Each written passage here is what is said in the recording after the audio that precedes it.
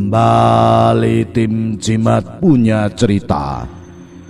Inilah cerita misteri bersambung, Misteri Ranjang Perawan, bagian yang ke-6, ditulis oleh Abidin Ubaidillah.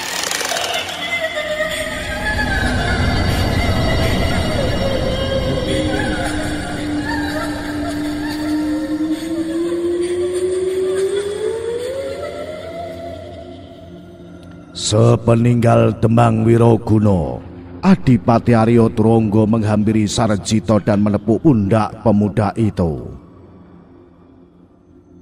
Jangan diambil hati, Jito.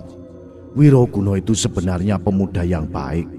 Mungkin ia masih merasa jumawa bisa menjadi seorang Demang di usianya yang semuda itu. Makanya aku ingin kau pun menjadi seorang prajurit. Siapa tahu nasibmu bisa semujur Wiroguna, ujar sang adipati. Sarjito tidak menjawab. Ia hanya mengangguk saja. Tidak ada sedikit pun niat di hatinya untuk menjadi seorang prajurit. Dan justru Roro Kusmurtiah yang dapat menyelami perasaan Sarjito. Makanya ia menjawab ucapan ayahnya itu. Kanjeng Romo, Kang Mas Jito ini tidak memiliki sifat untuk menjadi seorang prajurit. Kanjeng Romo sendiri tahu sifatnya sangat welas asih.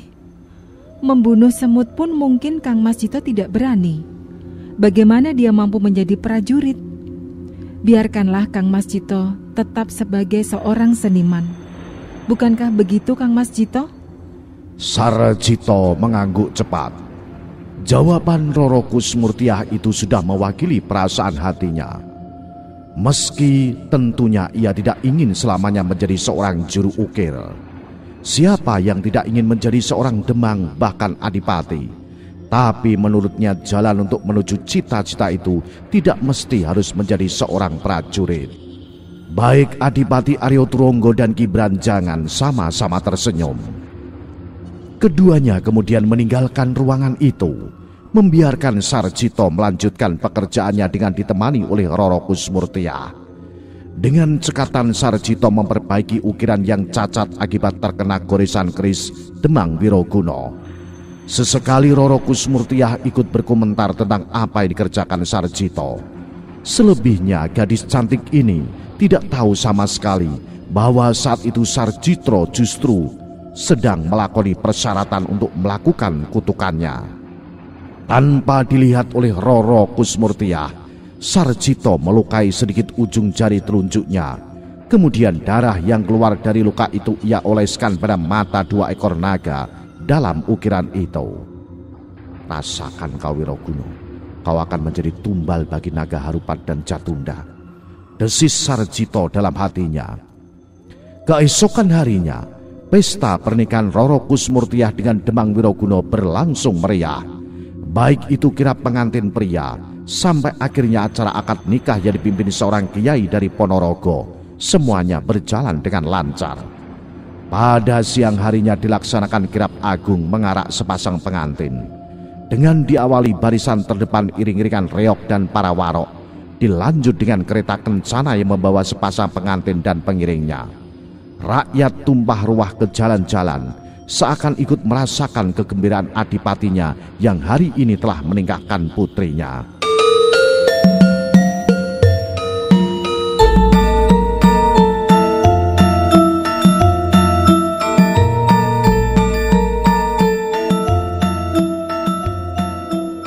Mungkin dari semua yang merasa gembira itu hanya Sarjito yang bermuka masam. Kerutan di keningnya makin menambah roman masam mukanya. Meski ia nampak di mata Ki Branjangan, tapi orang tua ini tidak begitu menanggapinya. Ia hanya berpikir mungkin anaknya itu masih sakit hati dengan ulah Demang Wiroguna kemarin. Padahal saat itu Sarjito dengan menyumpah serapah dalam hatinya. Tunggu nanti malam Wiroguna. Sekarang kau bisa berserang-serang dan tertawa, tapi sebentar lagi kau akan menjadi mayat, mati mengenaskan, umpat Sarjito. Lolongan anjing hutan merobek suasana malam di pinggir hutan, di mana Ki Supa sedang menghisap rokok kawungnya dalam-dalam. Mata dukun tua ini nyalang menatap langit gelap tak berbintang. Sesekali mulutnya berkomat-kamit, entah mantra apa yang sedang dirapalkan olehnya. Sementara tangan kurusnya meraih batok kelapa yang berisi cairan merah pekat kental berbau amis. Sudah pasti itu darah. Di depan mangkok batok kelapa itu Ki Supa membaca mantra dan meniupkan asap rokok kawungnya. Cito, malam ini naga Harupat dan Jatunda akan meminta tumbalnya. Darah perawan, darah Roro Kusmurtiah. Terdengar suara Ki Supa yang mungkin lebih mirip keracauan.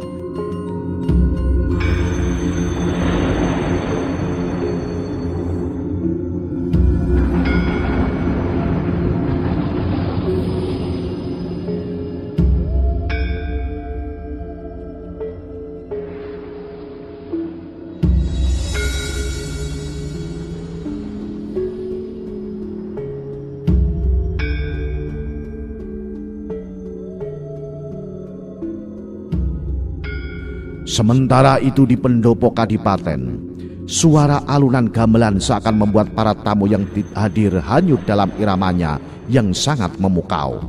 Apalagi akan digelar pertunjukan wayang kulit semalam suntuk oleh dalang kenamaan dari Solo. Ki Surodipo adalah dalang terkenal pada masa itu. Kemampuannya mendalang sangat luar biasa. Ki Surodipo mampu menghidupkan tokoh-tokoh wayang dalam ceritanya, membuat mereka yang menonton merasa enggan untuk beranjak pergi walaupun sekejap.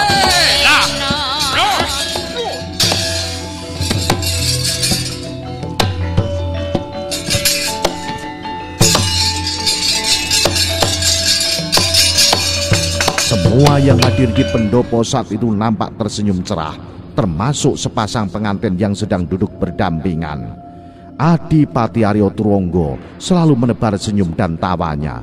Nampak sekali raut kegembiraan di wajahnya, meski ada sebagian rambutnya yang mulai memutih, namun tidak mengurangi kegagahan dan kewibawaan sang adipati ini.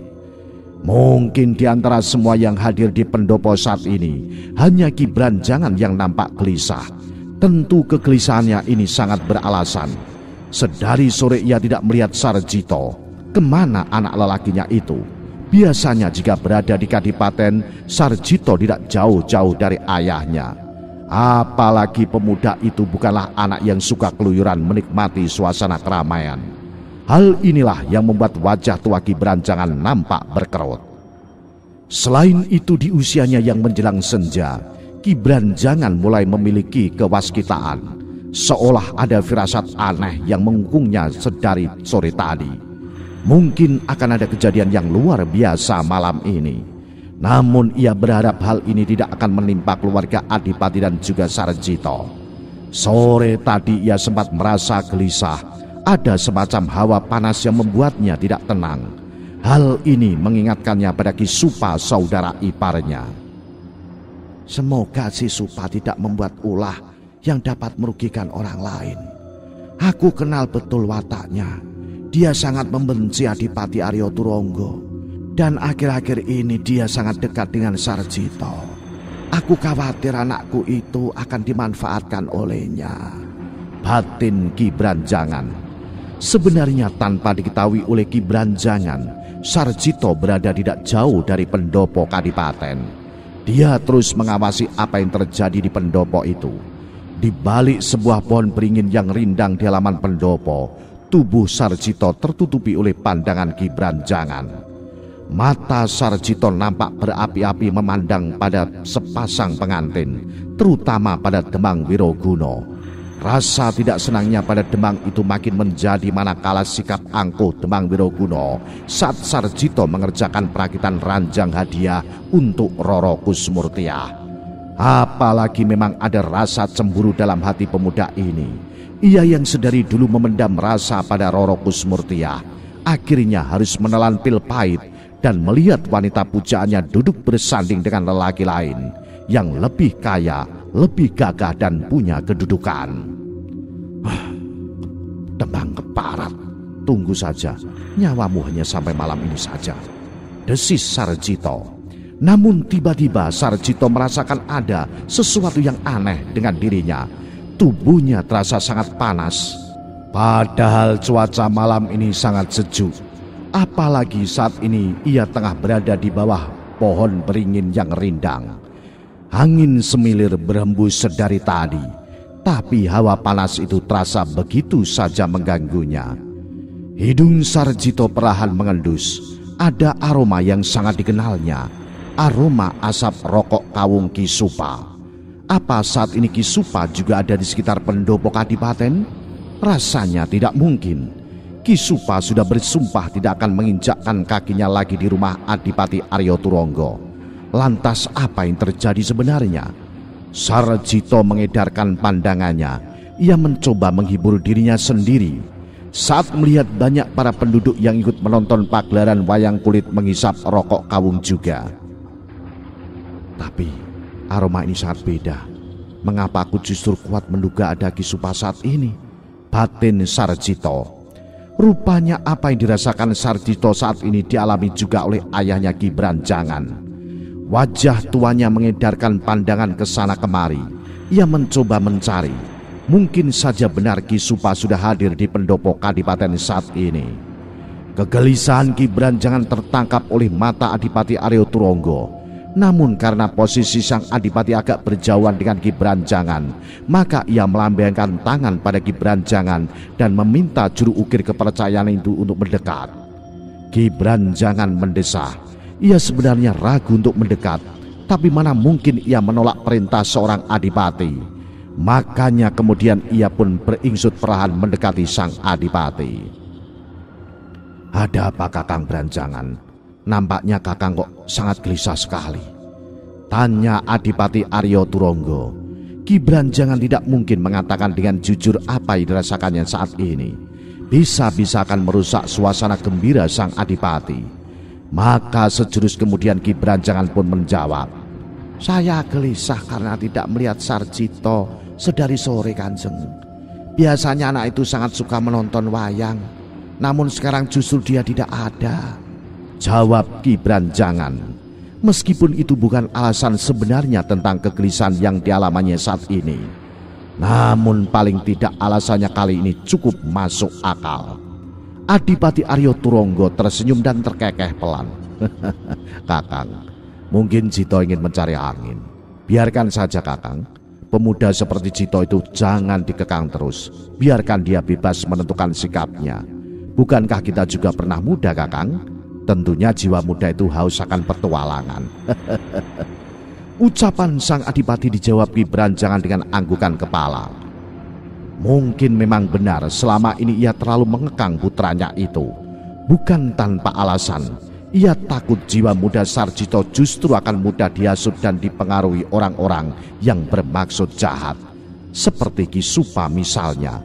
Meski ia tidak melarang Sarjito mengunjungi waknya itu, tapi perasaan takut tetap menghantui Ki Branjangan.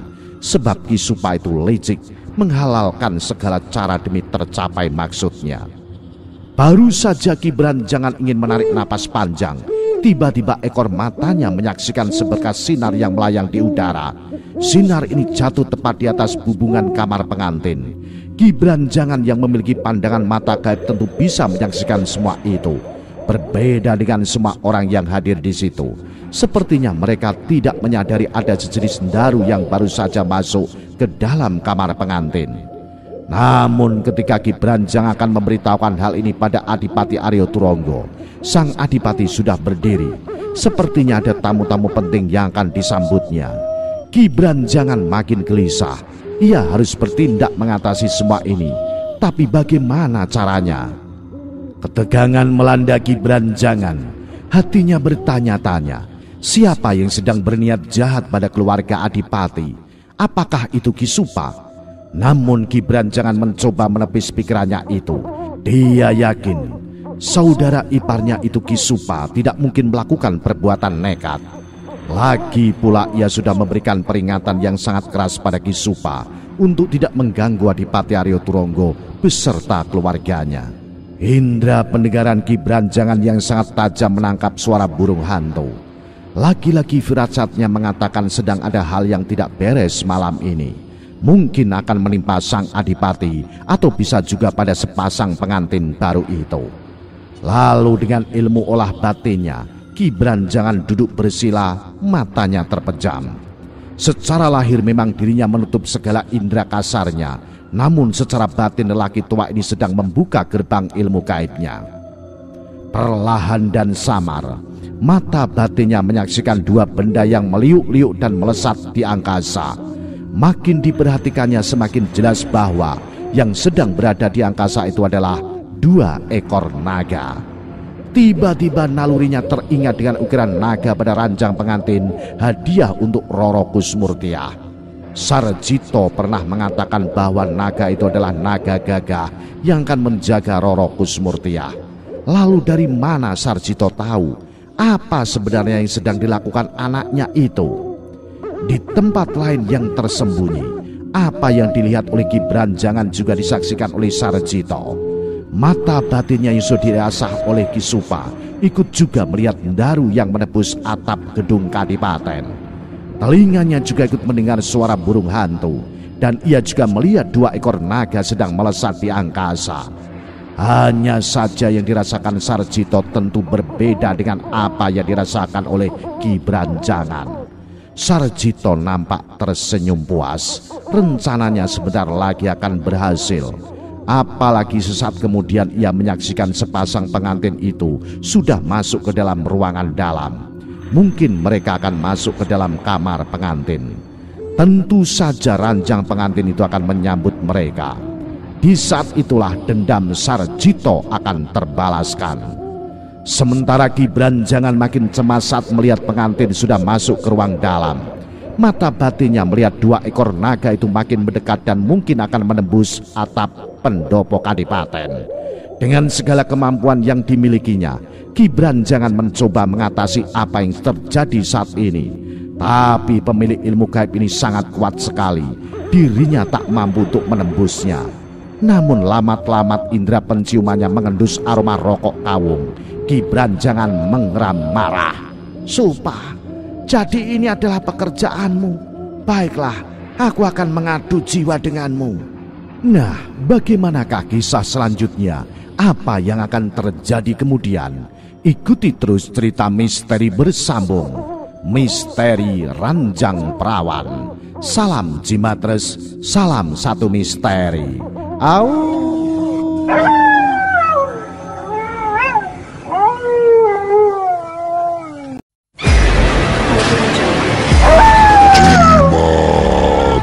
Sajian malam Jumat